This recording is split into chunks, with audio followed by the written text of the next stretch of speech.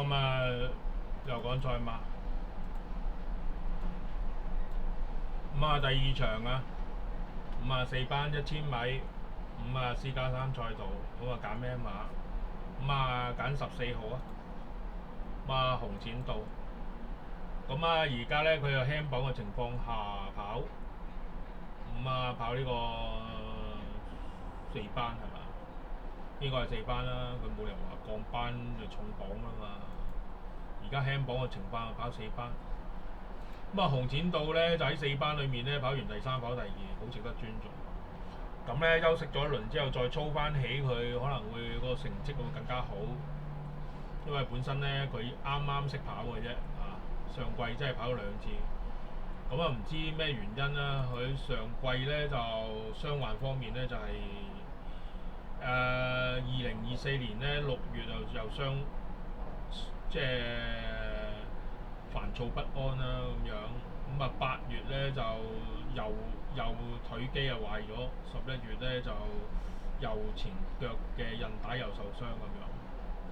咁啊而家咧就經過一輪治理之後，去到今季係咪今季啊？上季嘅2006年開始再跑翻個第3，又跑翻個第2。咁喺4班嗰度飆緊。嗱呢隻馬咧搏就一定搏嘅應該。博仔應該搏㗎啦，4班贏到啊，即係攞獎金啦，即刻攞獎金㗎嘛，所以佢一定搏。咁啊呢一場咧就冇乜特別嘅啫，呢場咁啊喺前面飄咯，即係紅展道就個速度麻麻地啊，因為可能佢季尾咧啲馬麻麻地啊，即係啲狀態即係去得太多就攰，所以咧個水準都唔係咁好。咁啊呢隻馬咧就睇下得唔得啦咁樣，睇下得唔得㗎咋。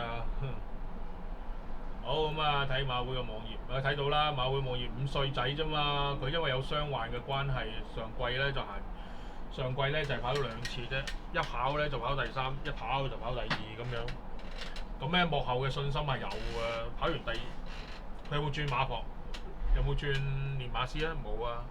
咁啊呂健威就要好小心操呢隻馬啦，因為真係傷患馬嚟嘅。咁啊可以一下子又話斷腳啊之類咁嘅嘢。咁啊大家小心少少。咁啊呢一場賽事咧就人人有餘咧，再跑咧就跑唔翻嘅。咁啊東來欣賞咧跑完第3咧可以跑翻個第2，再跑第1嘅。即係話呢場咧有啲指標性嘅。咁啊梁區好友跑第4咧就表現就麻麻地，跟住咁啊呢個紅愛社跑第5咧就可以跑翻第2嘅。咁啊仲有團結戰靈咧就跑第6就冇嘅。咁你話會唔會係高水準賽事咧？咁樣好難估㗎喎呢樣嘢，因為佢當時可能真係冇乜馬同佢跑喎，7月16號係嘛？天氣又熱，所以咧我哋咧就話佢一個普通嘅賽事啦，稍為有啲實力啦咁樣。但係你睇馬房嘅動向咧，應該會慢慢唞翻，然後再操翻起，好慢功夫咁做㗎啦。而家11月喎，知唔知啊？11月嚟㗎，佢唔喺9月跑喎，佢唔係趁住個狀態喺度跑喎，係唞翻落嚟，跟住再操翻起再跑喎嚇。咁樣做有咩好處？咁樣做可以令啲肌肉紮實啲嚇。操完一輪唞一唞再操，嗰啲肌肉咧就紮實啲。咁啊，如果你有玩過健身，你就明。好啦，咁啊呢隻馬就好簡單啦，紅展道咁啊喺前面飄嘅啫，一開波就喺前面。咁啊呢隻馬就有可能勝輸啦，因為董明朗騎功麻麻地啦，咁樣就冇辦法啦，喺前面飄㗎。咁啊12號啊，11號，紅色衫嗰隻，咁啊貼住條欄。